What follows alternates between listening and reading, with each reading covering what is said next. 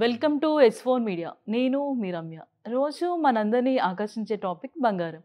బంగారం ధరలు తగ్గిపోయాయి. అవును, మహిళలకు నిజంగా అదిరిపోయే న్యూస్ ఇది. గత ఏడాది కాలంలో పసిడి రేట్లు 60% పెరిగి ఊహించని స్థాయికి చేరుకున్నాయి. కానీ ఇప్పుడు కొంచెం రిలీఫ్ వచ్చింది. బంగారం ధరలు గత ఏడాది 70,000 నుంచి నేరుగా 1,30,000 వరకు పెరిగాయి.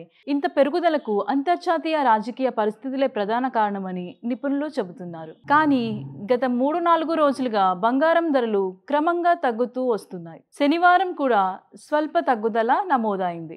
ప్రస్తుతం దేశవ్యాప్తంగా 10 గ్రాముల 24 క్యారెట్ల బంగారం ధర 1,24,360గా ఉంది. నిన్న ఇది 1,24,370గా ఉండగా ఇవాల్టికి 10 రూపాయలు తగ్గింది. హైదరాబాద్లో 24 క్యారెట్ల బంగారం ధర 1,24,360, 22 క్యారెట్ల బంగారం ధర 1,13,990. విజయవాడలో కూడా అదే ధరలు నమోదయ్యాయి. 24 క్యారెట్ల ప్యూర్ గోల్డ్ 1,34,360, 22 క్యారెట్ల గోల్డ్ 1,13,990. ఇక వెండి ధరల్లో కూడా స్వల్ప తగ్గుదల ఉంది. హైదరాబాద్లో తులం వెండి 1,690, కిలో వెండి 1,69,900గా ఉంది. ఇది నిన్నటితో పోలిస్తే 100 రూపాయలు తక్కువ.